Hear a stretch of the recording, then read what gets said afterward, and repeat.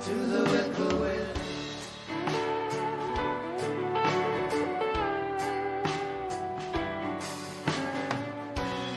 Could it be you trying to say to me,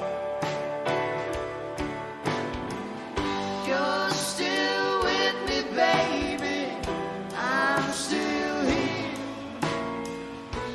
I had to fly, but don't wonder why. Some things to you, they'll come in time. We used to sing those Broadway tunes, and Carole King and Johnny and June, stoke a little fire and curl on up, baby, just the two of us.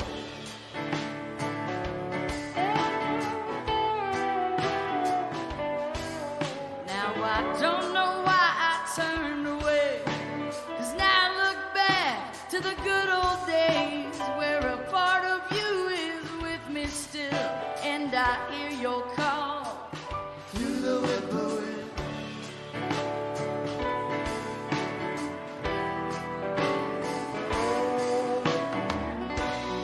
Could it be you trying to say to me,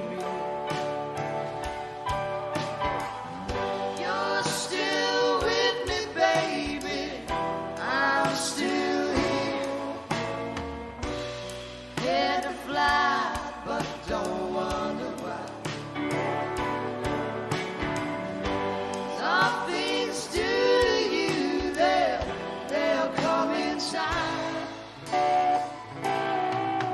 Now, other birds might flock to me with all their songs and melodies. Love them all, I do, it's true, but when I hear that call, I know it's you.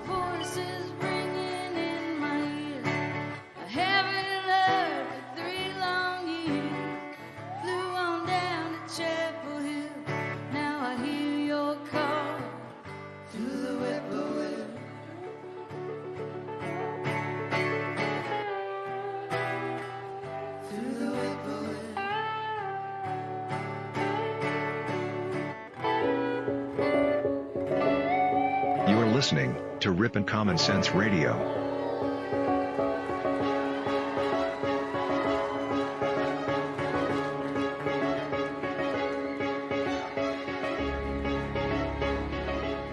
Stay tuned for live music, news, information, and talk radio.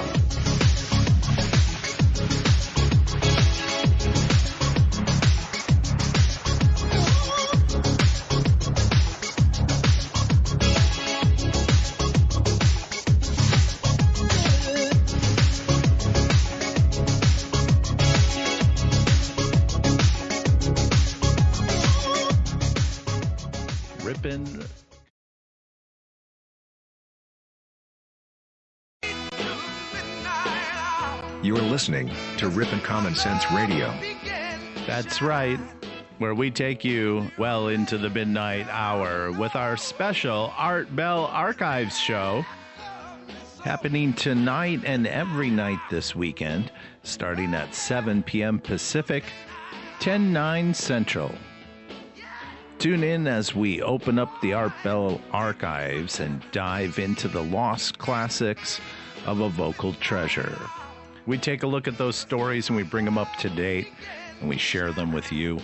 We ask for your input and your shout-outs, your call-ins, as we go through the most amazing stories ever told. Tune in tonight and every night as we reinvestigate the Art Bell Archives live. The Art Bell Archive Show. Ripon 7 Rabbit p.m. Hole Pacific, is a 10/9 community-driven Central. radio. At times, the community comments may reveal prejudices and other beliefs that we or our sponsors do not condone. Views or opinions expressed by the community, callers, or guests are those of the individual speaking and do not represent the views or opinions of this site. Ripon Common Sense content is intended for mature audiences only. Enjoy. The captain has turned on the seatbelt sign.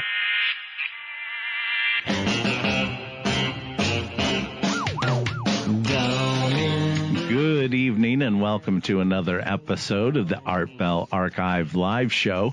I'm your host, AJ, the Ripon Rabbit. Give yourselves a round of applause for being smart enough to be here. Tonight, we dive into the rabbit hole of time machines. We're going to look at time displacement, space continuums, and maybe even flux capacitors. One of my favorite subjects, time travel and time machines. And I brought along with me tonight a guest, a researcher who knows quite a bit of information. He is a wealth of information. You're going to enjoy hearing from him. Also, tonight we're going to open lines, give you a chance to call in. More about that coming up. Buckle up your seatbelts, folks, because where we're going, we don't need roads. Time travel machines. Saturday, November 30th, 2019. Now, one of Art Bell's favorite subjects was time travel. He loved to embrace time travelers. Often he'd open his lines for time travelers to call in, and we've done a few episodes on this. He also, from time to time, would have guests on that were building time machines, that had plans for time machine, and even had time machine parts, and still do today, for sale. In 1998, during one of his open timelines segments, in which anyone could dial in with their own stories, Art read a letter from a man claiming to be from the future, which naturally came in by fax. His name was John Tudor, and Art Bell read his fax on Coast to Coast on July 29th, 1998. Now, last week, I received an email. Dear Sir, in my studies, I have covered many time technology programs, including Looking Glass, the Yellow Book, Cylindrical Gravity Time Tunneling Technology, Dr. David Lewis Anderson, and John Tudor. Tudor told us we had, in 2036, discovered a mistake in our calculations for pi. And in the process, we discovered, and he told us, CERN was working on it at the time in 2001, when we learned years later it was true, allowing the creation of time manipulation in his 2040 reality. Be aware that his timeline is not ours. Again, thank you for your efforts, your work in the Art Bell Archives, and for your attention. Sincerely, Doron Porter.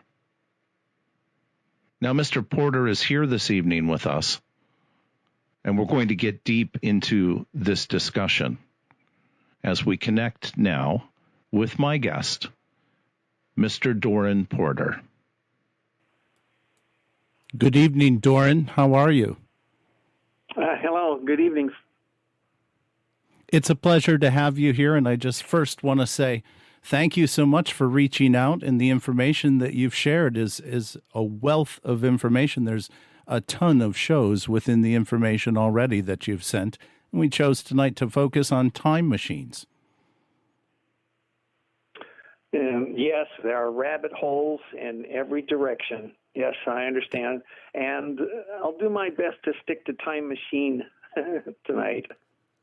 Well, you have so many different bits of information, but let's go back to where at first, this John Teeter appeared in the Art Bell show with this fax. Now, I know this happened July 29th, 1998, and I'll just read the fax that was sent. It says, "Dear Art, I had to fax when I heard other time travelers calling in from any time past the year 2500 AD. Please let me explain. Time travel was invented in 2034.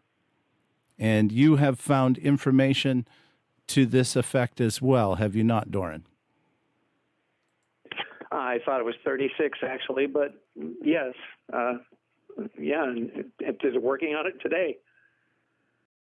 Amazing. So tell me about when you first came to, understand these kind of things in depth like this. Could you give me a little bit of your background? Where is it that you come from? A lot of engineering classes. I had a plumbing company, and I had guys running it for me, and I used my income from that company to take classes, and I took a lot of classes. I really enjoyed learning stuff. In that process, I became aware of a fellow named Adair, and I had heard his name before, and he was a young fellow when I first heard of him, and he was like 12 years of age. And at that time, my son was like 9, I think. And I turned to my son who was listening with me, and I told him,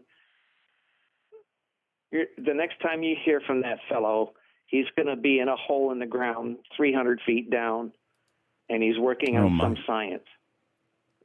That's what happened. David Adair, I ran into him again, and I watched his video of him explaining how the cows ran away when he came out of the crater that he used to launch his rockets. And he told a story about if he walked out or climbed out of the depression, they would just stand or mosey off. But if he ran out, the cows would run because they knew what was going to happen.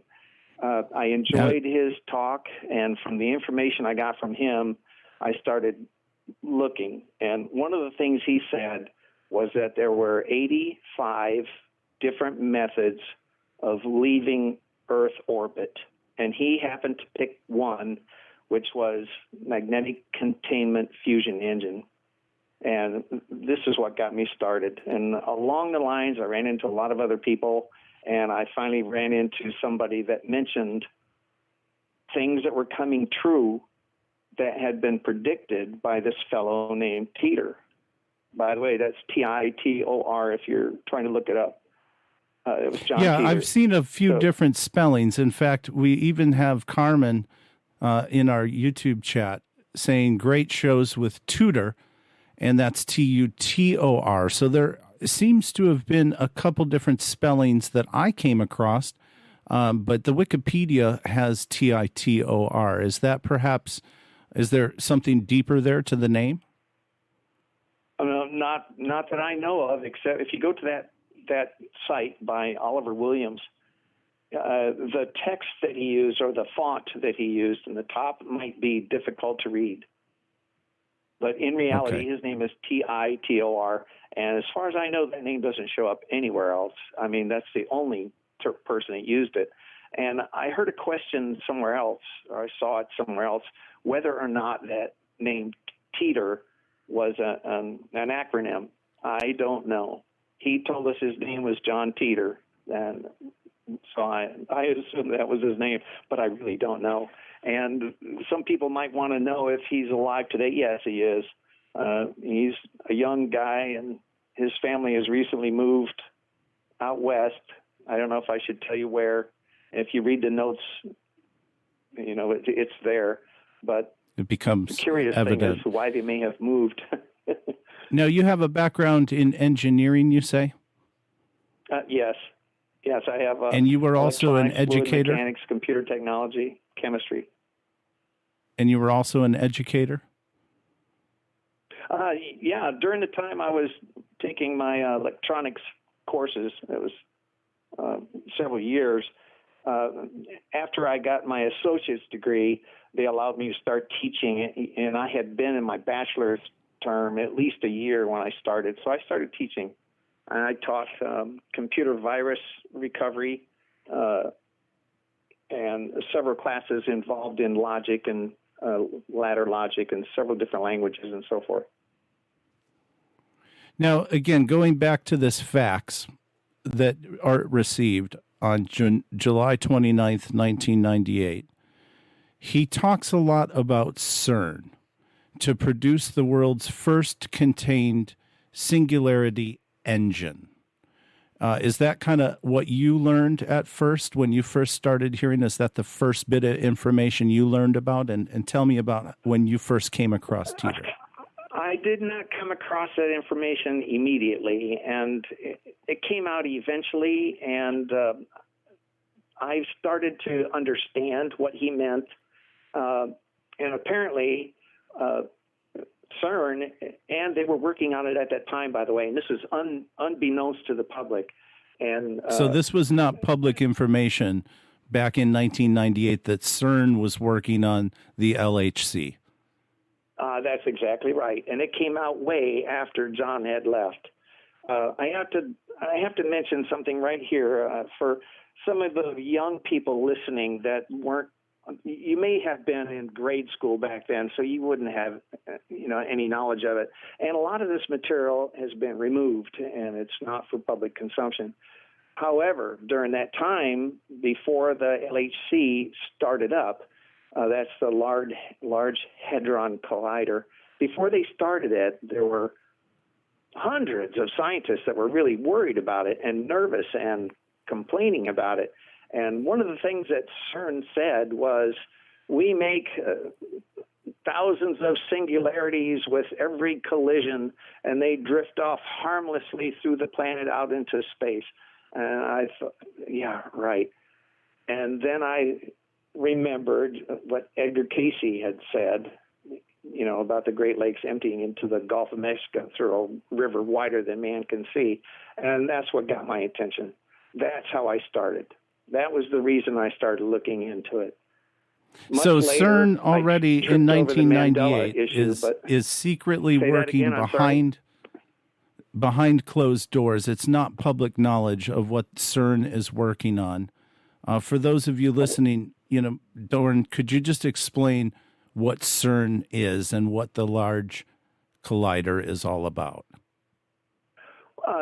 CERN is the group of people that are running it, and it involves many, many, many countries, most of them in Europe, but I believe and Australia it's very public information today. Unlike 1998, it's very public. There's stories about CERN almost every day.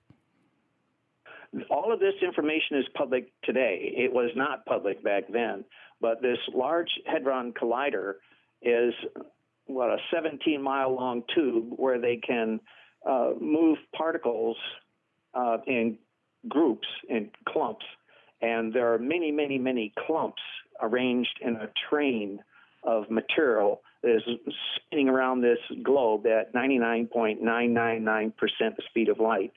Unfortunately for us, there's another train moving in the opposite direction, and they collide. That means that they're colliding together, both traveling at nearly the speed of light. And those trains are charged up to 6.5 trillion volts. I said so trillion. This is a lot T, of power. Yes, sir. And you remember E equals MC squared. Well, you can rearrange those letters to be M equals E divided by C squared. So that is a lot of mass. And apparently they're trying to make new particles, or they're trying to discover new particles in the process. And I understand that they have. And I remember, I think it was in 99. I'm not certain of that. it may have been 2009. That's probably closer to it. Somebody out there might remember and will let us know. They said that they had created element 114 and 116. And they didn't say anything about 115. I noticed that. I thought it was really it was missing. Really it was just left out of the discussion. They skipped it.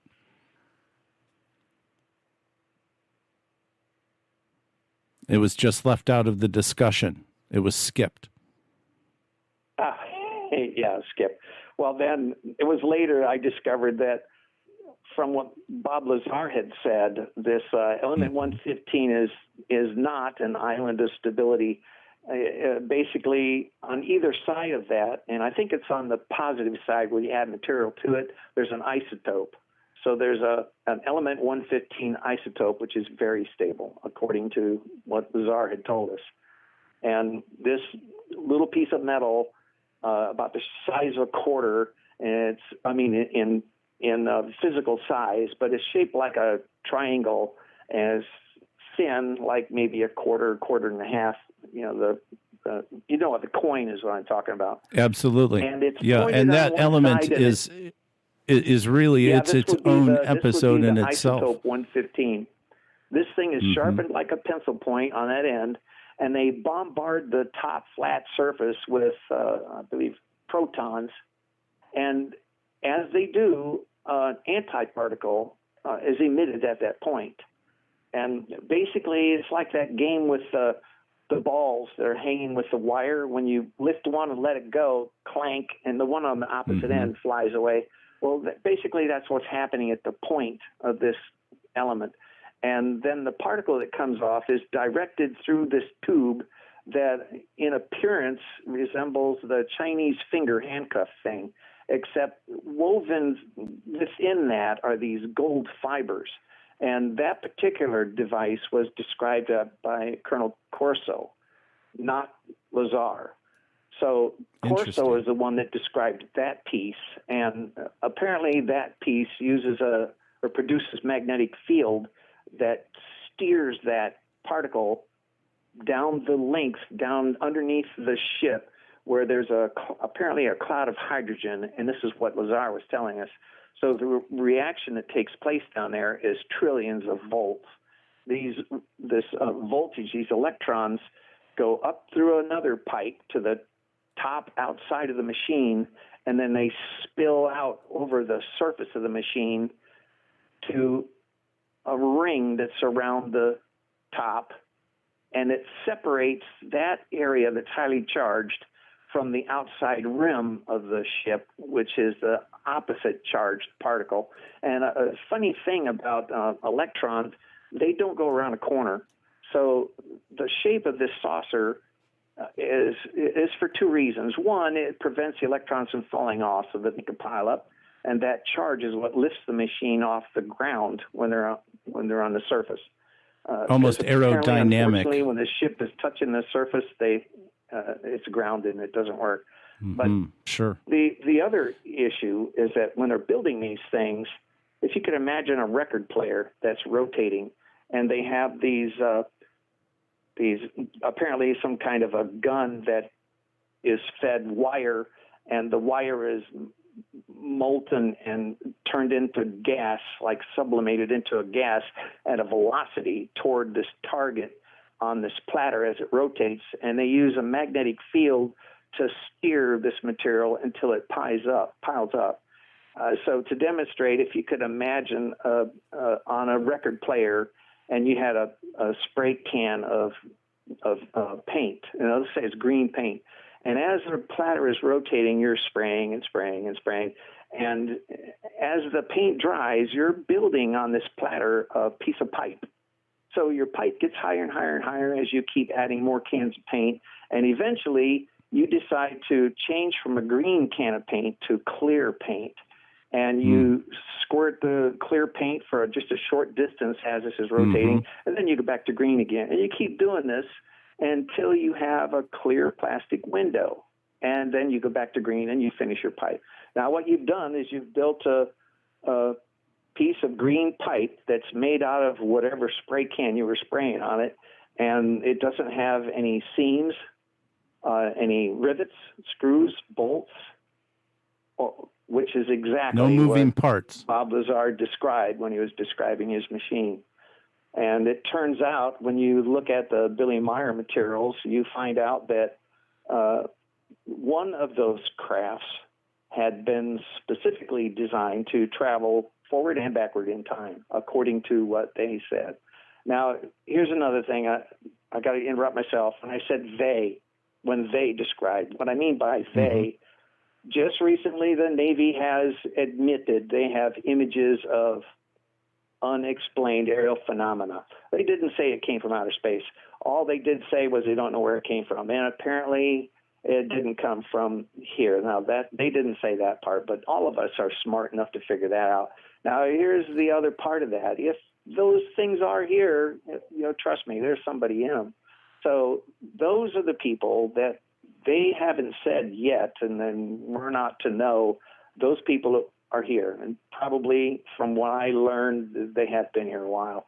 And yes, they've been. Well, and again, this is a subject that goes on and on for many, many years. Like I said, this is that time machine. Now, let's get to where this time stuff gets to. John Teeter mentioned these particular scientists. One was Kerr, and the other was Wheeler and Everett. These three guys, and at that time he said it, they hadn't done anything all of that interesting that I could tell, looking at their documents and papers that they had published at that time. What they were working on at the time he said it, I don't know. But when people tried to ask those physicists what they were doing, there was no remark as to John Teeter at that time. They would just turn and walk away.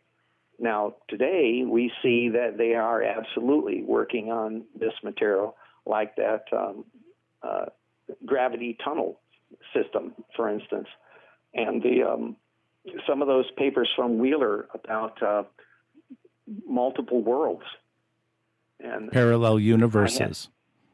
Well, he doesn't say. Well, one of them says, yeah, there's no way that could happen except multiple universes. And we know that the string theory, all 5 iterations of that string theory is correct. The reason that all of their answers are different is because each physicist was looking at it from a different direction.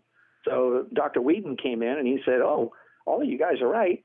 It's just it depends on which direction you're looking at it. So he solved their dilemma, and they named it M theory. And there was a lot of talk about whether it stood for mystic theory, magic theory, benevolent theory, whatever. And some suggested it was Whedon's W upside down, to make the M. And they were all laughing and joking about that. But finally, we have some of the math that we need to solve some of these issues.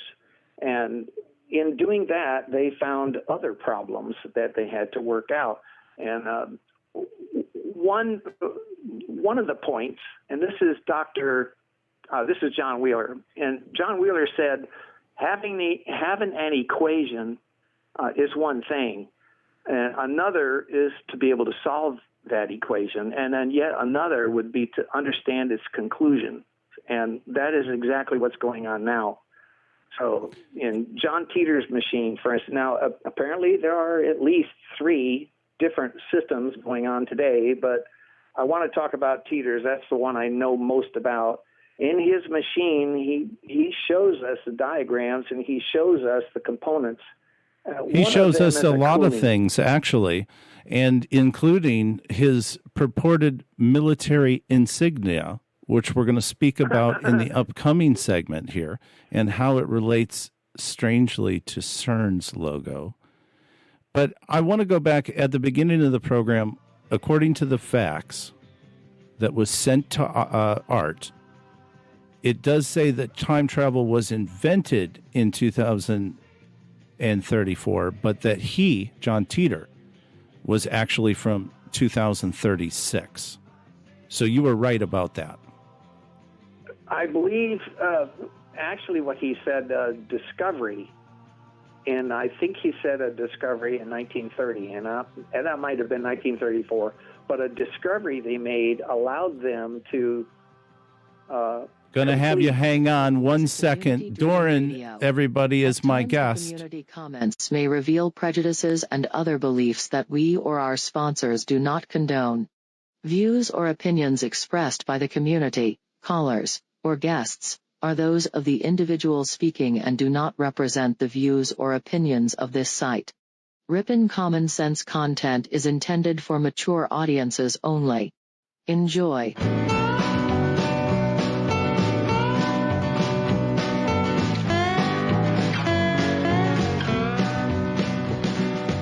We're coming back with my guest as our time machine episode will continue. But first, I wanted to let you know that we have been experimenting with these ways for you to interact with the show. Very thankful and grateful to all of you on YouTube who provide your comments as we dive down the rabbit holes together. But tonight, in honor of Art Bell's introduction to John Teeter, we've decided to try an on-air open line. Now, in also Art Bell tradition, I will not be screening the calls. You're free to interact with us here live on air. You can ask my guest questions.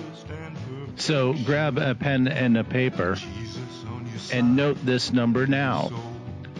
702 500 1658. That's area code 702 500 1658. Call in studio. The phone lines are open, and we're excited to hear from you. Call the Ripon Rabbit on the wild card line. Dial 702-500-1658. That's 702-500-1658. Call now. Phone lines are open. Now, if you're listening to this broadcast in rebroadcast, keep in mind you'll get a studio closed if you're not calling live when the lines are open. We'll be back with my guest in just a moment, Mr. Doron Porter, and our subject of time machines will continue perhaps with you. Tomorrow night, join us Sunday, December 1st, as we creep down the rabbit hole of free energy. Tesla, cold fusion. Speaking of cold, December 1st will be cold. Tomorrow night, Sunday, starting at 7 p.m. Pacific, 10/9 Central. And again, we're here every Thursday, Friday, Saturday, and Sunday evening, starting at 7 p.m. Pacific, and go well into the midnight hour with subjects like this and many other interesting topics as we dust off the subjects of the Art Bell archives and bring them up to date, share the stories with you in a 2019, almost to be 2020 timeline. Can you believe it? 2020 is at the end of this month. Whew. Now that's enough to give you goosebumps. Boy, we are listening to Time Machines tonight with my guest, Doron. Doron, just before we took that break and opened up our lines, again, if you have a question for Doron or about time travel or time machines, you can now call in 702-500-1658. The lines are open. Doron, as we cut to that break, we were just beginning to talk about CERN and the connection of the Teeter military logo. A pretty interesting connection there, wouldn't you say?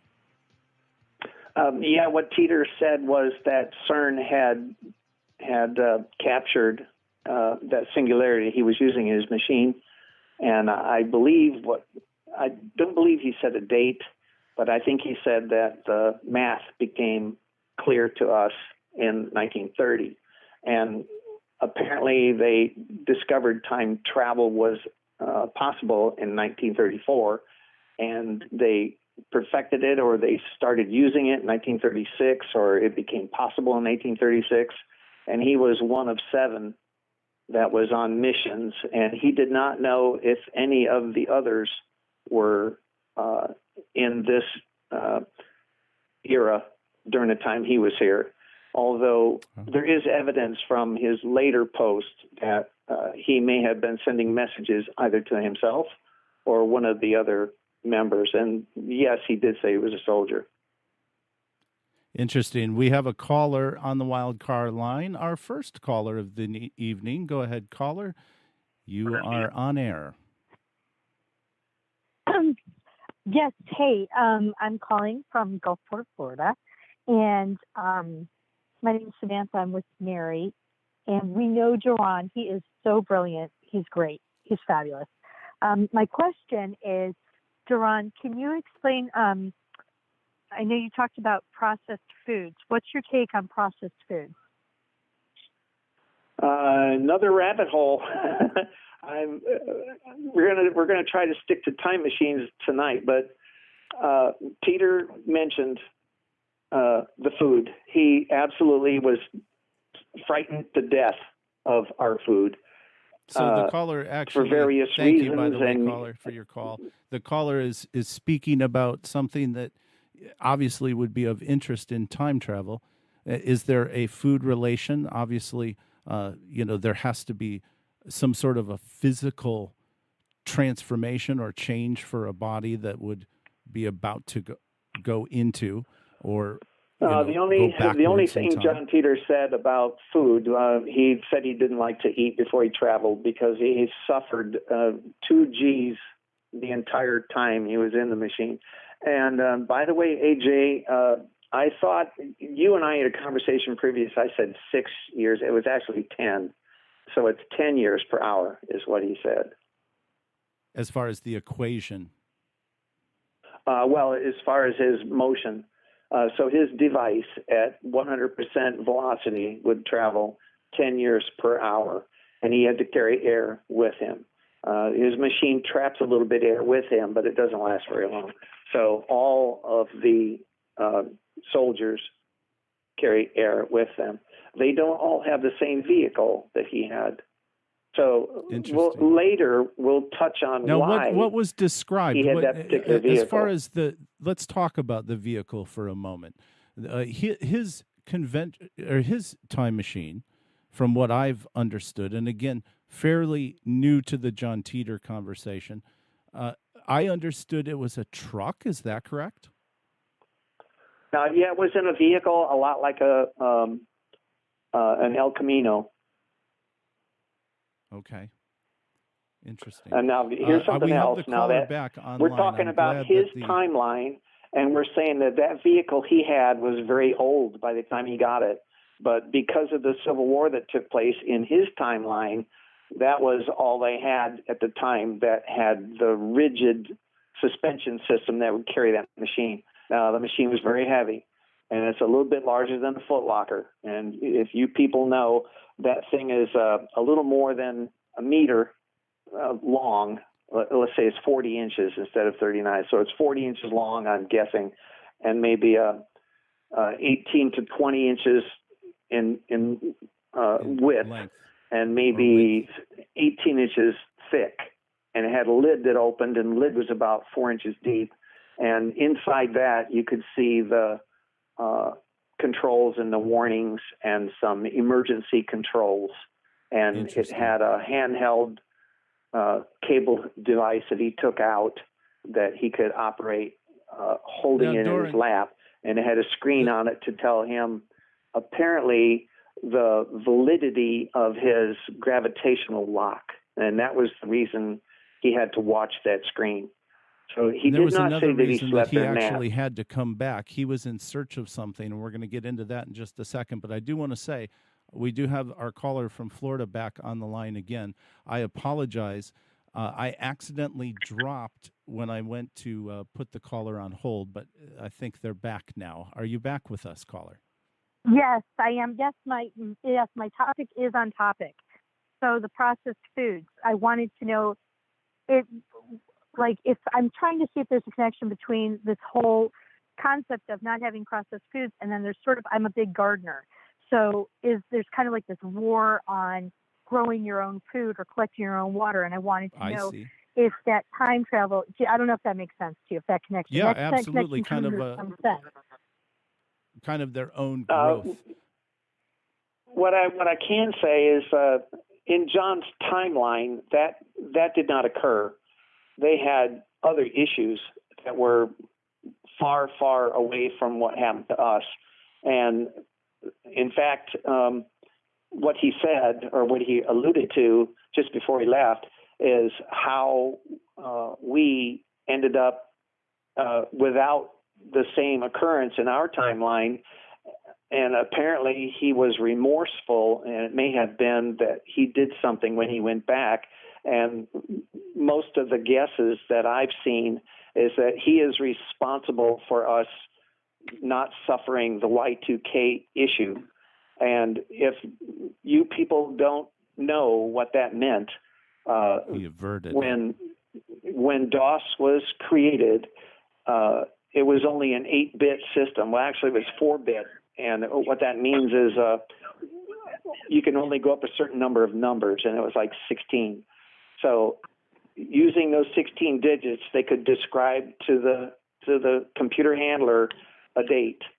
But they started their machine in like 1969, and it went forward. And unfortunately, when you get to the year 2000 and the handler tries to subtract 2000 from 69, you end up with a negative number, and then the computer would crash. And that means no bank, no water, no sewer, no gas, does that answer no your nothing. Question, caller? Well, as to the food, as to the food, caller, so let's say if he was afraid of CJD, and he was afraid to eat anything that he didn't make himself. Thing that could happen in one dimension, could it be that the other dimension or the other path, or whatever you want to call it, that they're still going to experience that catastrophe? Only the people that did the time travel, they get to escape it, but perhaps other people that go on another path don't? I don't know if that makes sense. Every possible thing you can think of is happening somewhere, yes. Fortunately, we're not on that line.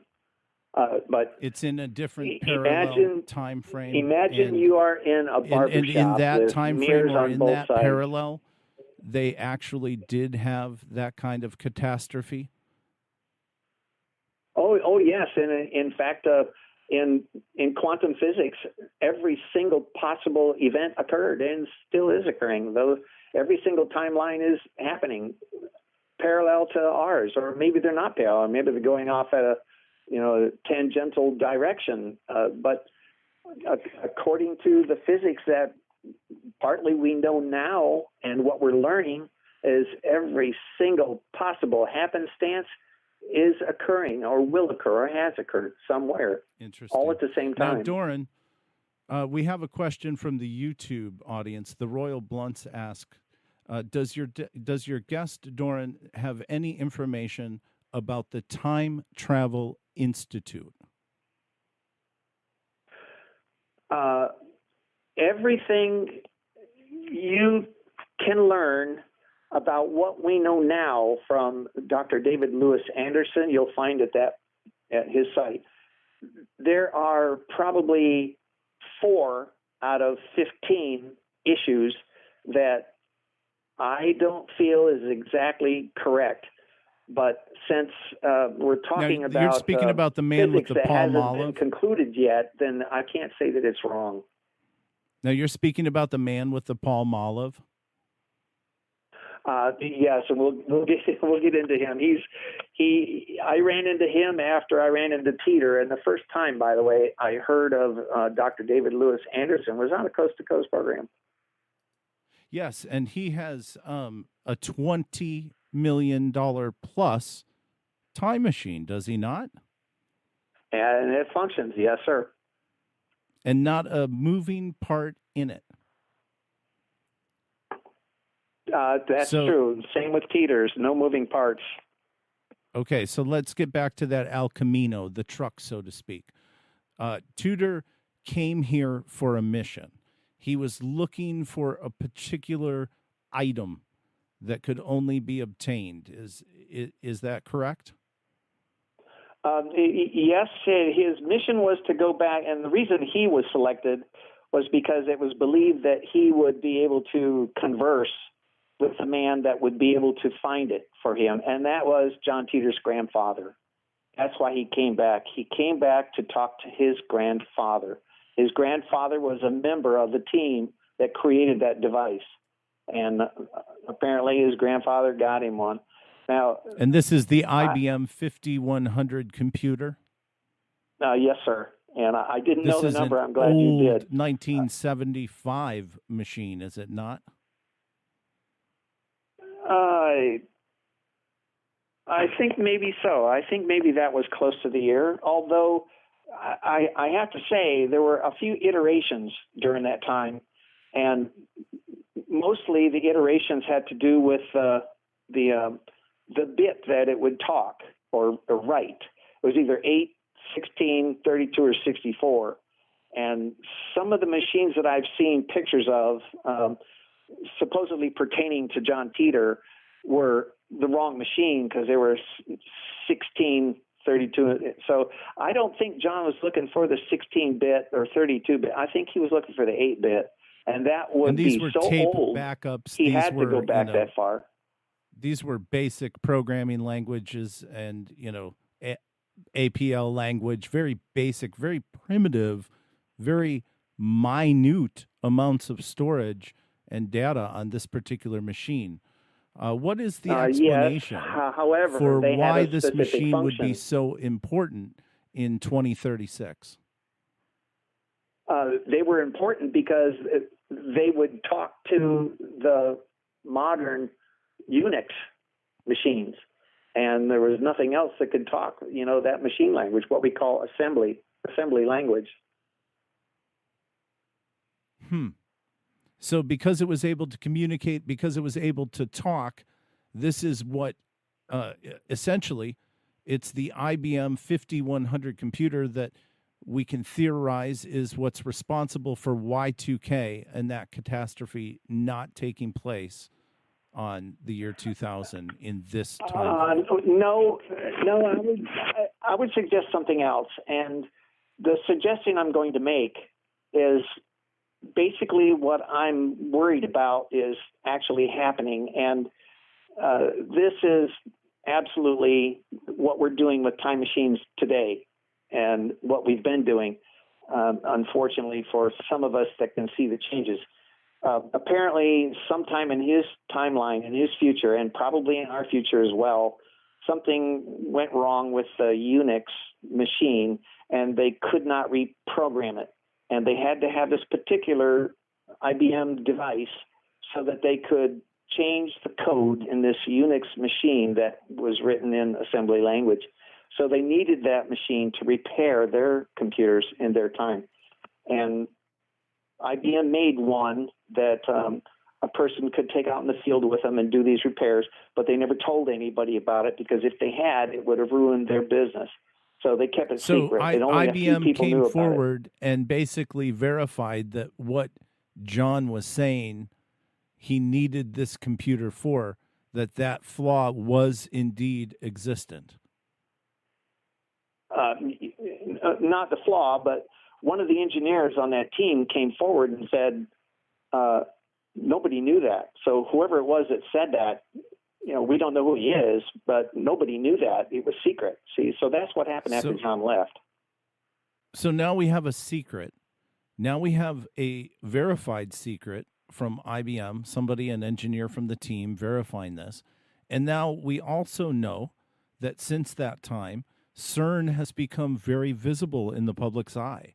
It's not a private, behind-the-scenes entity. So, in essence, John nailed two major things in regards to the information he posted on those Art Bell chat boards and the various internet posted discussions at that time. but we still don't know what CERN is doing. And they're doing things that are lofty and way beyond our ability to understand. And all of that. In the public clandestine explanation of what they're doing, is it fair to say that that theoretically they're able to achieve this kind of a portal, a gateway, if you will, a time displaced doorway? Apparently, according to the timeline, the quantum mathematics is taking place now. In fact, it's been going since 1813 with these Wheeler and Kerr and these other fellows. They've only been able to get some reasonable results since 1927. So there are still problems that they're trying to work out. But from what Teeter told us in his timeline, they finally understand the conclusion, 2030, and that's what he was saying. Now today, and I think this started somewhere around 68 or 1966. This blank slate technology, this BST technology, they were starting to look at this, and this is another group altogether. Now, according to what I've learned, this blank slate technology is a point in time in our past where the slightest change or bump can cause time to be recreated to a situation that is more favorable, so to an outcome that is more favorable to you. So these people intend to use this BST to change something, and I don't know what their plan was, but I have to mention that when I saw the story about this the vanishing town you did, AJ, and it was Anaton. Well, that reminded me of this fellow named Tor. Let me see if I can find his name. I think his name was Tor. This guy popped up somewhere, and I think it was in Japan, and he got off a plane. He didn't know where he was. His passport said he came from a village in France, or a city in France that never existed, but he had documents from there. He had money from, some in various places around Europe. His passport had the stamps that said he had been there several times. He's been traveling, but they had no record of it. Very interesting. Well, this fellow, they put him in a hotel because they thought he was, some kind of a bad guy. So they put him in a hotel and they put 2 guards outside to watch him overnight. And the following morning, he was gone. And it was 6 floors off the ground, so he didn't jump out the window. He just vanished. And I'll give you the title of that man so that you folks can look this up. But keeping that in mind, there's another story about this pilot that was trying to land on an airfield. And just as he's coming into the airfield, the ground changed. And it was paved, a landing field. And he was doing touch and goes. In an airplane, that's when you come down, you touch your wheels, and you take off again. You practice landing that way. It's called touch and go. Just as he was coming down, all of a sudden this biplane comes shooting underneath him, and his propeller nicked that biplane's tail, and he took off out of there, and this fellow saved himself in his Piper Cub, whatever he was in, and he saved himself and came down and landed. And now he's complaining about this vehicle, and nobody on the ground saw the vehicle. Years and years and years later, the farmer that owned that field sold the property, and people that were in the property went into the barn, and they found this biplane hanging upside down, and it had that piece of the propeller in the tail. Now, phenomenal. Another, and by the way, I got that story from my math instructor, and this is high math. Now, he was teaching analytic geometry, calculus with analytic geometry. And the fellow that was teaching it had been a commander on the USS Enterprise. This guy knew what he was talking about, but he was a pilot. He was interested, and he's telling us this tale. And he said there was this other one about a pilot that took off from North Florida, and he flew into some kind of a formation in the sky. He didn't know what it was, but he couldn't get away from it. And he popped out at Miami, and he was only flying a few minutes. I mean, from North Florida to Miami in a few minutes, and he only used like 80 gallons of fuel, and he couldn't possibly fly all that way. Now, these situations and the rocks falling out of the sky in Chaco Canyon and the fish, both saltwater and freshwater variety. And you remember the story in a program that was out back in the 60s called Outer Limits. There was a story about a man that had a pill, and he put the pill in a bottle of water and changed it to gasoline. He poured it in the car, and the car ran. And then he vanished. Now, all of this time technology, including Dr. Anderson, we're going to talk about in a minute, but this BST. And I noticed what you said last night about that vanishing village.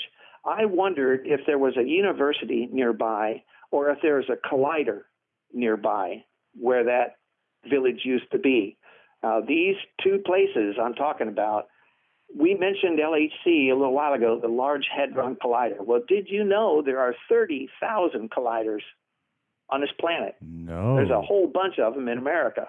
Now, that's just the large one.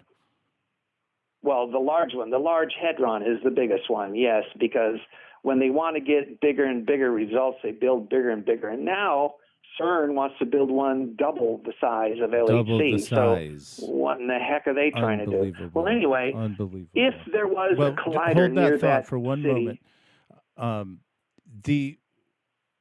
The interesting thing about what you just said is that in the vanishing of the town, and especially to the relation of the pilot, your words are resonating with the listeners, because one listener, Bleed the Same, asks about the Al Bielek Philadelphia experiment, which in essence is very similar to the story that you just said.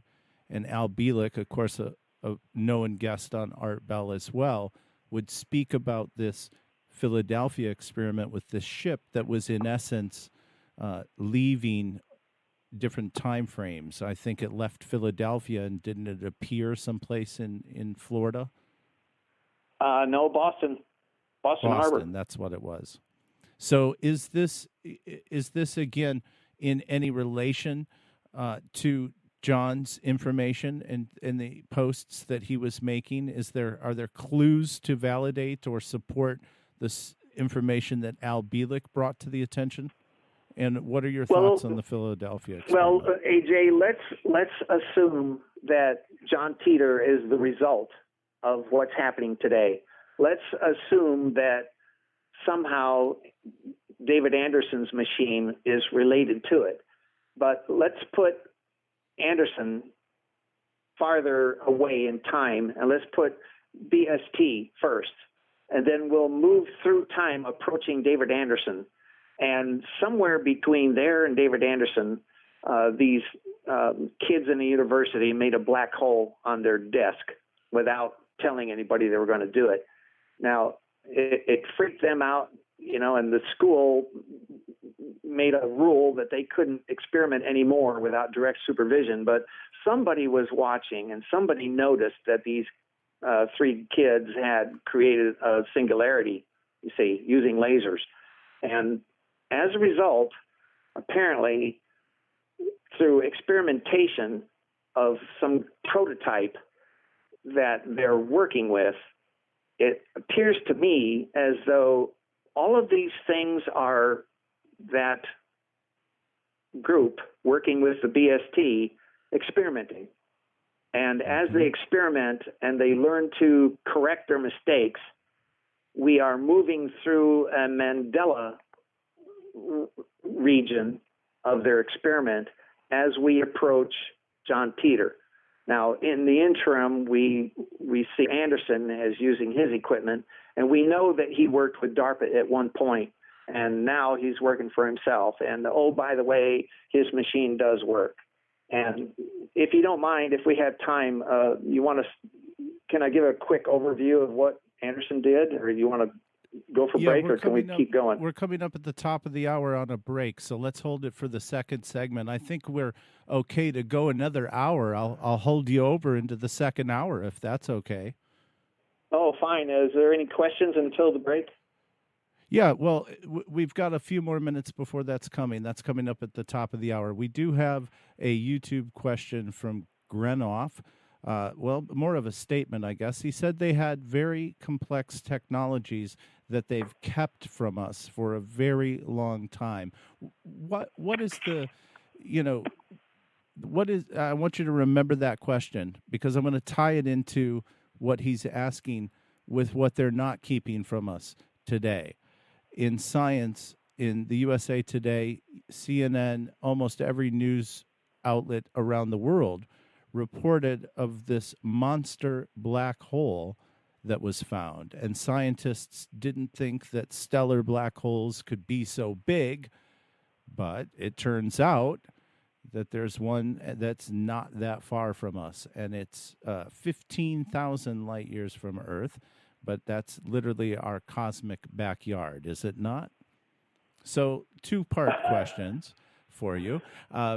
Is this complex technology something that they've been keeping from us for a long time? And is this type of information that there's, blending into the information that they've kept from us, are they related?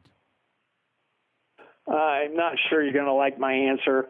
Let's say that some of this technology we found on our own, and a lot more of it came from another source that is way ahead of us. And then the question would be, what did we have to give them in exchange? Now, them, you mean extraterrestrials? Yeah, absolutely. Yes, sir. And there's more than one. So there's probably more than 12 from what I understand. So John believed in travelers, not just of time. Wait. I don't think that came up. And in fact, I think he mentioned somewhere just before he left that it wasn't a real issue, and they didn't believe in it, or they didn't. They had never come down and stepped out of their ship on the White House lawn. They hadn't done that in his timeline. Sure. And he did suggest that UFOs and extraterrestrial might be travelers from much further into the future than his own time, and with superior time machines than even he had access to, I think is how he described it.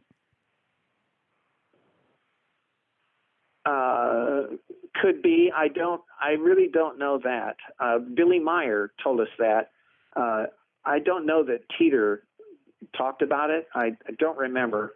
Billy Meyer did, absolutely, but I don't know that Teeter did.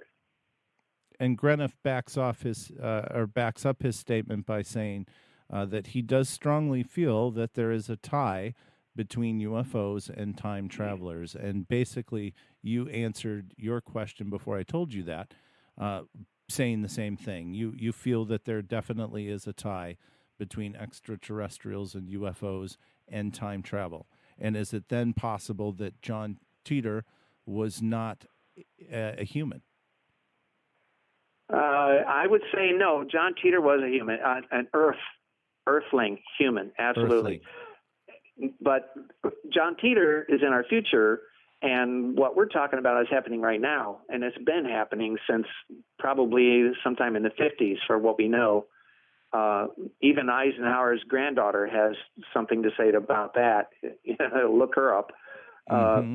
So it's more likely that some of this technology or some of the answers to these equations, or even some of the equations, came to us from them. And the curious part now is, what did we give them? I think that's the worst part. What did we give them? And that's another rabbit hole when you get into the Tau Ceti agreement and things like that. That's a complete different topic, and I could talk another 2 hours on that. I want to stick to the time machine right now. Who knows? The night is young, but I'm going to hold you over another hour. My guest tonight, Doron Porter, is here. We're talking about time travel, and he'll be back up in just a few moments. We're going to take just a quick break at the top of the hour, and we'll be back live. You can call the studio. Call the Rip and Rabbit on the wild card line. Dial 702-500-1658. That's 702-500-1658. Call now. Phone lines are open. That's right. We are experimenting with open phone lines tonight. And you can be a part of the show by simply calling that telephone number, area code 702-500-1658. Again, that's 702-500-1658. Now, if you're watching the show on broadcast, don't be surprised if you get a studio closed line if you're watching this on demand or podcast. Otherwise, the lines are open now. And you can join us live every Thursday, Friday, and Saturday night starting at 7 p.m. Pacific, 10/9 Central. If you missed the broadcast, you can watch it or go back and watch our archives at ripandrabbithole.com. That's RIPON, rabbithole.com. Now, if you'd like to send me a message or an email, you can do so at ripandrabbithole@gmail.com. You're listening to Ripon Common Sense Radio. Call the Rip and Rabbit on the wild card line. Dial 702-500-1658. That's 702-500-1658. Call now. Phone lines are open. Indeed they are, and we'll be back with my special guest, Doron Porter, and time travel in just a moment. If you're just joining us, that's what our topic is, and that's who our guest is. Stick around. He's fascinating, and we're going to get back in as we move into the next hour with Doron in just a moment. Would you do me a favor? If you've made it this far, the first hour into the broadcast, would you please hit that subscribe button if you're watching us on YouTube? Just hit that subscribe button and you'll get notifications of when we go live. And, of course, that will make the interactive side of the show and the live aspect of the show much more fun. If you don't have anything going on and you see that notification come on, come spend a little time with us. If you've enjoyed the show so far, we ask that you please do that. And tell your friends, tell your family, tell your family's friends that we're here every Thursday, Friday, Saturday, and Sunday evening, starting at 7 p.m. Pacific Standard. Every Thursday, Friday. Our guest again, Doron Porter. Doron, that's Porter. You are literally Porter. Porter. I'm sorry. You literally are a wealth of information. I'm trying to stick to the subject. And you've done so well so far. Now, there is a particular interesting topic that you want to make sure you cover. Do you want to start off this segment with that information now? Yes, sure. I want to get into Dr. David Anderson's machine. And related to that, there's a program on Mysterious Universe, program number 402, and I don't know if that's available. There's another problem with that. Some things I remember have been removed, and you're not going to find it. Some things I remember were in my original timeline, and you're not going to find that either. And that's a Mandela issue, and I'm sorry, that's another night's topic. But this thing about the flying platforms, since early 1800s, on many occasions through that 100 years, these flying platforms had been observed by multiple witnesses. And what I mean by platform, this mostly all the same.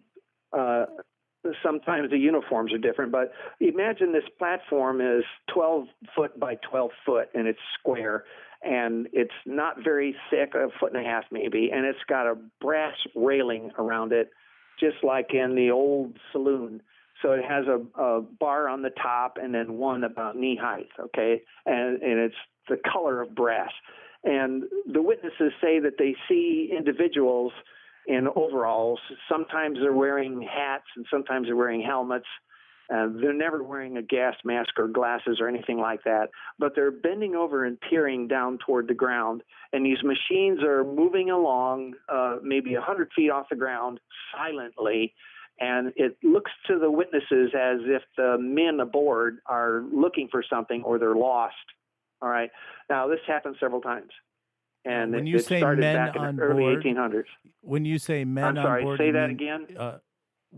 When you say men on board, you mean like humanoid figures or creatures on board? To the witnesses, they look like normal soldiers because they're wearing overalls, and whatever they're wearing, it's all the same color. And there might be 4 of them or 6 of these humans, men wearing overalls. Like I said, some baseball hats and some light helmet, and they're leaning over the railing looking down to the ground. Now, to the witnesses, they appeared to be normal humans, and the craft was moving across the sky really close to the ground silently, and this kept happening. So in that episode I mentioned, number 402, there was probably 8 instances of this happening all the way up to sometime in the early 1950s. All right.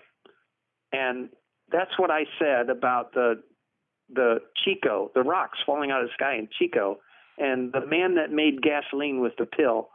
Now, if there's a group of people working with the BST, and if that BST technology moved forward even beyond what John Teeter was able to do, it could very well be that all of these things that we see along these lines are actually us. And these are almost like a reflection from our future in the mirror. Coming back for who knows what reason. It may be for something like John Teeter did. He needed to get a computer. We don't know what those people are looking for. Maybe they're looking for a particular vegetation or a tree. Since they're looking down at the ground, they could have been looking for vegetation to replace something, I'm guessing, that they're missing now and they need. Who knows? I don't. All I noticed was all of this stuff seems to be appearing and happening near these accelerators and near these universities where they're doing this work. I thought that was relevant, and that is the path that I'm searching now. And I guess, when you start to deal with that type of mechanics, then really, anything is possible as far as the vanishing of an entire town, so to speak, or the evidential time travel and being able to go back and recover something. Like you said, on that platform, perhaps there was a specific item. Perhaps they were just looking for, some place that wasn't even habitated and where anybody was alive. Or, maybe they were hunting. But these types of things are related to this organization, you say, or the technology, you say BST. Correct. That stands for Blank Slate Technology. And just for grins, yesterday or the day before, I tried to look it up to see if you listeners would have any luck. And yes, I did find it. Unfortunately, some guy is selling a book, and it contains information that had been available for free at the Wingmaker site. And the Wingmakers is another time travel issue, not time machine, but it was time travel issue.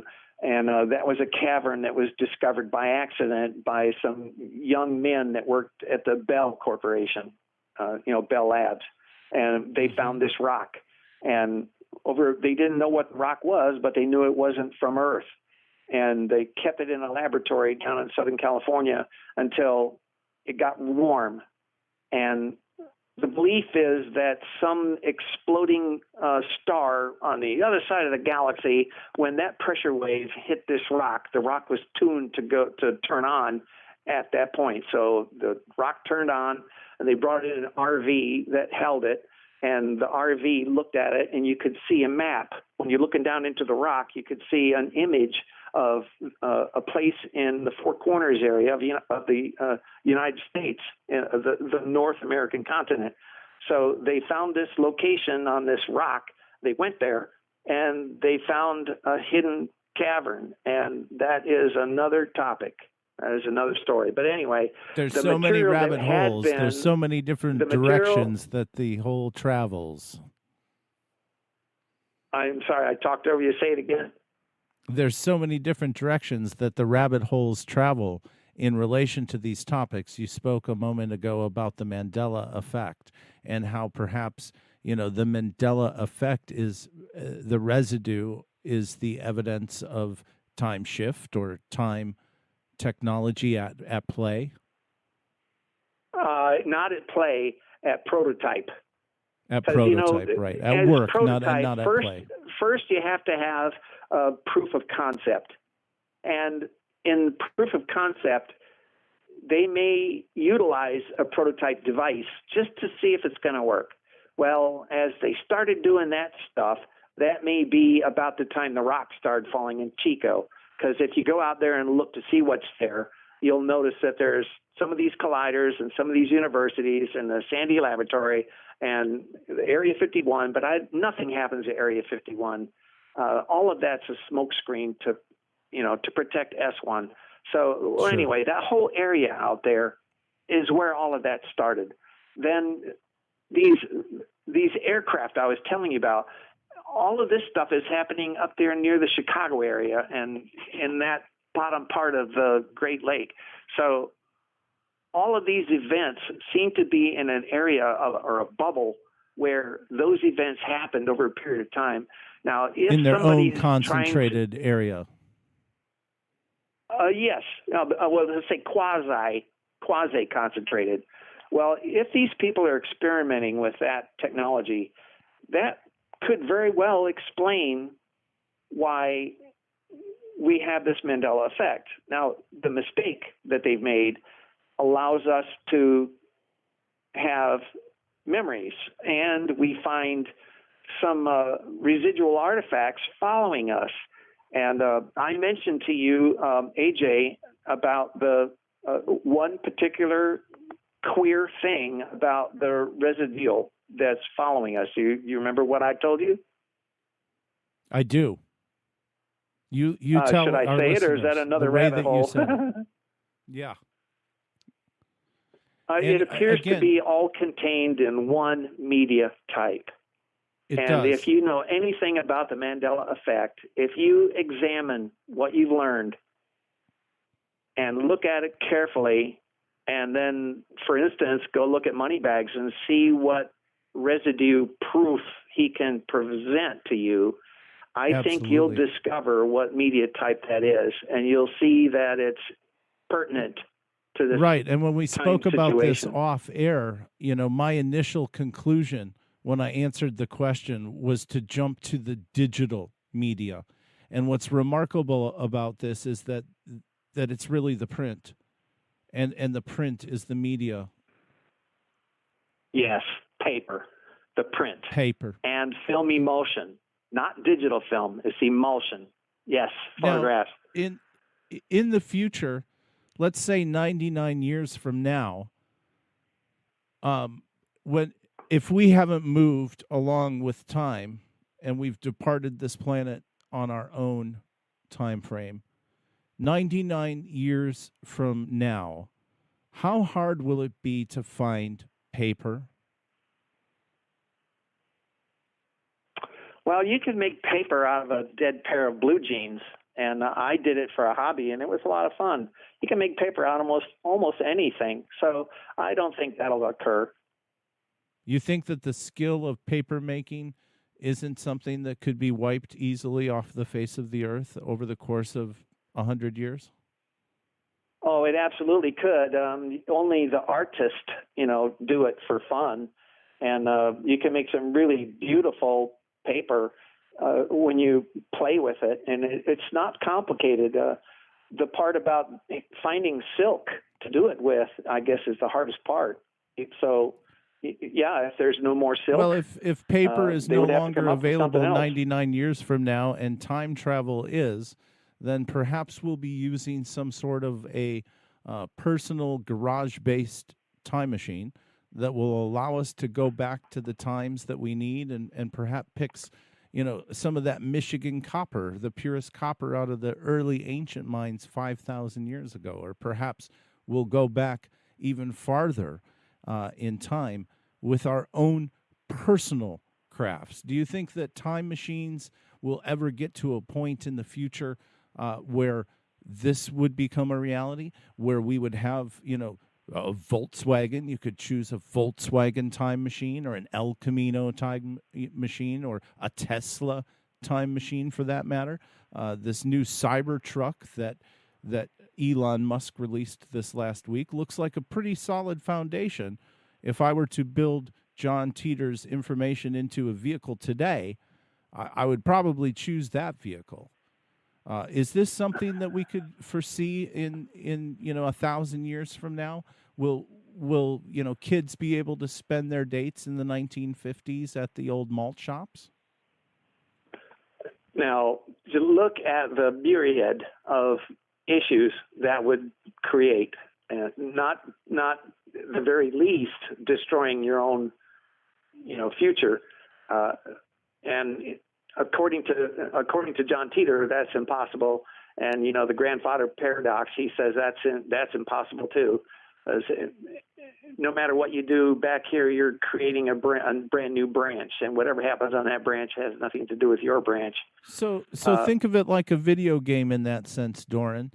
If I'm playing a certain level of a video game, I have the ability to save the game. I can turn off the machine. I can come back to it later, and I can pick up where I left off. Is it possible that, creating that split parallel universe to avoid the paradox is a possibility? Like in that moment when you set your flux capacitor to 1988 and press go, is it possible that you split the universe right in that moment and to avoid the paradox and the multiple chaos paradox that Teeter spoke of? No, according to Teeter, there's no such thing as paradox. And what I suspect is that it's probably more like our future is going to be that Time Cop movie. Mm-hmm. So I suspect it's going to be very time guarded. Travel will be, somebody will control, a government will control time travel in the future. Absolutely. Military based. Interesting. Want to thank everybody for chatting along. Grenoff, if I'm saying that right, he agrees, thinks that the Mandela effect is related to the time travel. He says that he thinks it has something to do with travelers or quantum jumps to alternate timelines. You notice how mainstream media is pushing alternate multi-universe theories today pretty heavily. Is that in line with what John Teeter said, alternate timelines? Basically, that's a soft disclosure. Yeah, it's getting you ready for it, and there ain't that many more years to go before we know about it. It's not going to be something that a normal person can do. It's very rigorous, and there's nothing safe about it. And John said that every one of them, all 7 of them, know that it's inherently dangerous what they're doing. One big problem is the gravity lock. And about Teeter's machine, to go back, all he has to do is stay put and wait for time to catch up to him. So he doesn't have to travel back. I guess that's the wrong wording for that, but we really don't have the words for what he's doing yet in our vocabulary. We haven't invented that word yet, but he's basically sitting in one place and he's waiting for that time period to catch up to him. So when it does, he finds himself in 1995, or actually, I think he came back to 2000, and then he left there and went back to 95, and then he came back again to the future. So in order for him to go back to his timeline with a degree of certainty of less than 1.5% divergence, he had to backtrace his path in order to get to his time. Somebody asked him, "Why don't you stay here?" And he says, "Well, my family is there." Now he was living with his family, when he was here, and his own self was, I think, 9 years old at one point and 12 years old at another. So he knew himself, and he stayed with his parents. And as he left, his parents moved away from Florida, and they moved out west. Incidentally, it appears as though they moved to within 3 miles of where the CIA built a new headquarters, and the Navy built their headquarters in the same area. I don't know if I should mention that because I don't know if that's public knowledge here. I don't know that. Our guest tonight, Doron, has been with us talking time travel and time machines. If you have a question for Doron, you can still call him now at our open lines. Number is 702-500-1658. That's 702-500-1658. Live lines still open tonight. I want to also bring up something that Grenoff reminded us in our chat here on YouTube. As the late, great Art Bell once said, if humanity lives long enough to invent time travel, then it will happen. And of course, time travel was one of Art Bell's most favorite subjects, and he did say that phrase, and we spoke about that in an episode that we did on time travel regarding Madman Markham.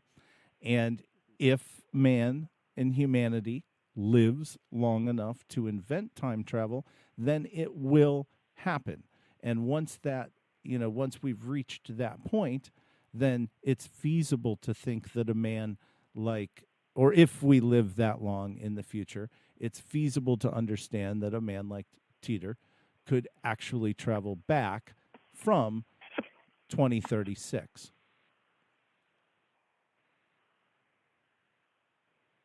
Yet some of the predictions that he made, some of the things like the world war, the nuclear world war that would break out, some of those predictions didn't really come true. But that doesn't necessarily mean that the civil unrest and the nuclear World War III that he spoke about that was going to happen in 2015, that doesn't mean that it didn't happen. Is that correct?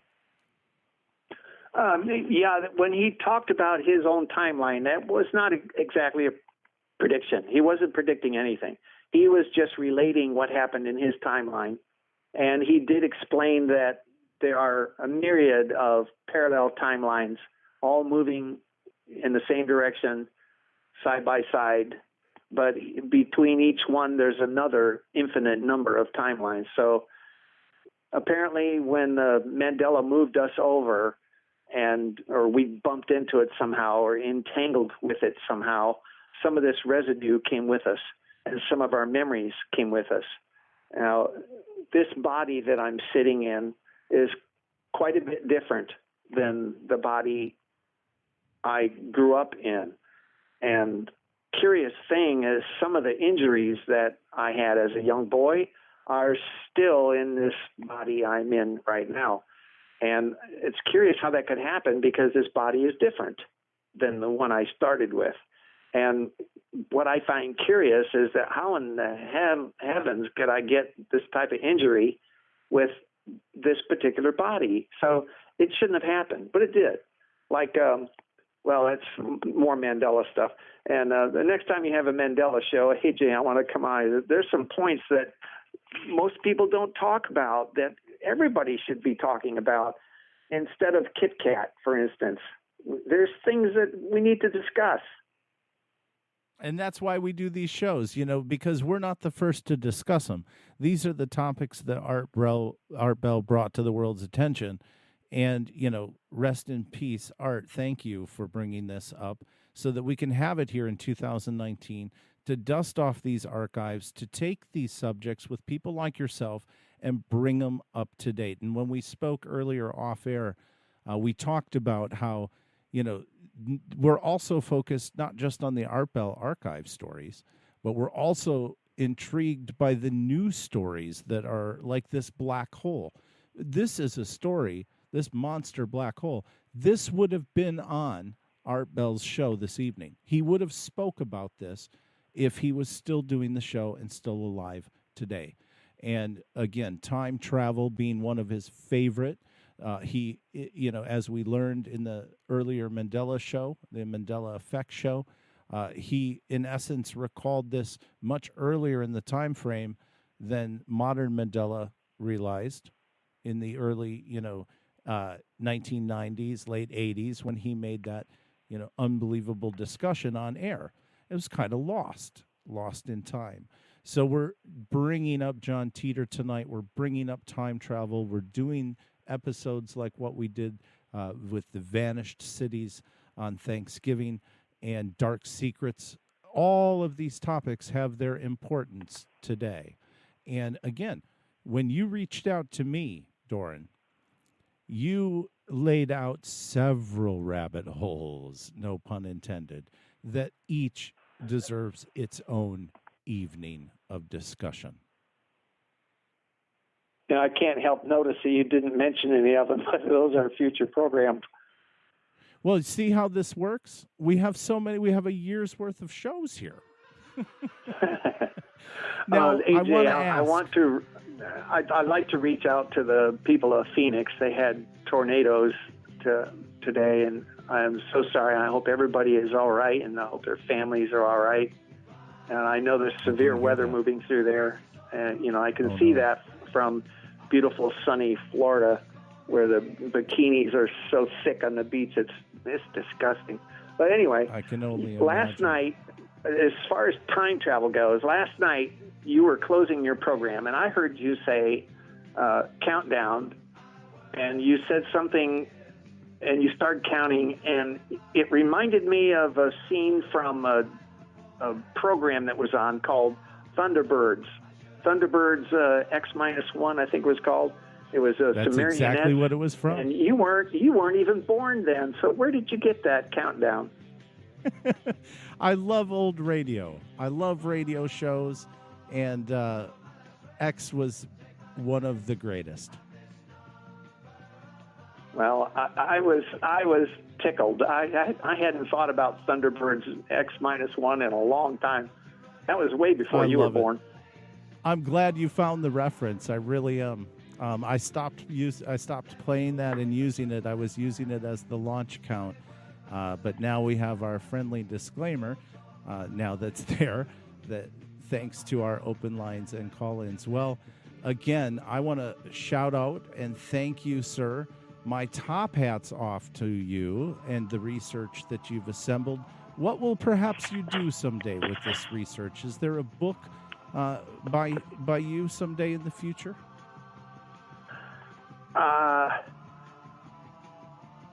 If I could put together all of the things that I have written, that would make a book. And I expect eventually all of this stuff will be written and everybody will be able to find it. A book would be interesting. More fun is my childhood is absolutely unbelievable. People just, it's the kind of thing you would see in a Reader's Digest. And I wrote a story at one time for Reader's Digest about it, in fact. Well, when you get it assembled, I'm going to definitely have you back on, and you're going to be back on again with some of these other topics. From time to time, you'll come back to the show and keep us up to date, will you not? Yes. Have we got like 60 seconds to discuss Anderson? You got to go quick. All right, 60 seconds. Anderson built this machine with, starting out, $20 million he got from Palmolive Soap Dynasty. It worked. And at the time, it was holding transplant tissue. That was the reason for it. And it worked. And 1 second inside the machine was close to 4,000 seconds for us standing on the ground. recently he's come out and said that they discovered his machine would go forward as well. Now, they plan to put this machine in hospitals to hold transplant tissue, but now this thing goes forward as well, so they can put bacteria cultures in this contraption and run them forward months and months and months in just a few seconds. So isn't that unbelievable? Wonderful? That's the best 60-second rack-up that I know. You have yourself a good evening. No matter where you yes, stand, sir. And I appreciate talking to y'all. Y'all have a wonderful holiday. Doubt this rabbit hole is a fascinating one, with many other connections to several other subjects. But give yourselves a round of applause for being smart enough to be here this evening, Saturday night, the end of November. A big thank you to my special guest this evening, Mr. Doron Porter, on the fantastic subject of time travel. Perhaps he'll come on again soon. We hope you learned a little something. I know I did. We're here every Thursday, Friday, Saturday, and Sunday evening, starting at 7 p.m. Pacific Standard Time. Tomorrow night, we're going to deal with free energy, Tesla, and cold fusion. Join us tomorrow night as we'll do an adventure down that rabbit hole next. And if you missed any part of this broadcast, you can visit our website, rippandrabbithole.com, find all of our shows on demand, podcast, or visit us on YouTube, Rippin' Rabbit Hole. Make sure you subscribe. Anyways, from me to you, I wish you a good evening and a happy end to your November, wherever you may be. I'm AJ, the Rippin' Rabbit. Let's meet again. Until then, take care of yourself and each other. Good evening. He tries to hide his very longings under a big head, 'cause he wants to be incognito. You try to talk to him, you see him disappear. Oh, they call him Mr. Rabbit. Oh, simply Mr. Rabbit. You've never seen such a creature like this, a human body and a rabbit face. Oh, they call him Mr. Rabbit. Oh, Mr. Rabbit. Once there was an old man living in an old house down by the lake. Rumor says the man was hunting for rabbits just for fun. Since the day the rabbit disappeared for a while, then came back and cast a spell over the old man. So he looks like a rabbit too now.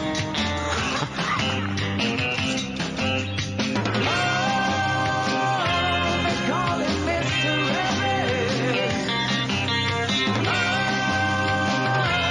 simply Mr. Rabbit. You've never seen such a creature like this, a human body and a rabbit face. Oh, they call him Mr. Rabbit. Oh, Mr. Rabbit. Mr. Rabbit. They call him Mr. Rabbit. You're listening to Rippin' Common Sense Radio. That's right, where we take you well into the midnight hour with our special Art Bell Archives show, happening tonight and every night this weekend, starting at 7 p.m. Pacific, 10/9 Central. Tune in as we open up the Art Bell Archives and dive into the lost classics of a vocal treasure. We take a look at those stories and we bring them up to date and we share them with you. We ask for your input and your shout-outs, your call-ins, as we go through the most amazing stories ever told. Tune in tonight and every night as we reinvestigate the Art Bell Archives live. The Art Bell Archive Show. 7 p.m. Pacific, 10/9 Central, ripandcommonsense.com.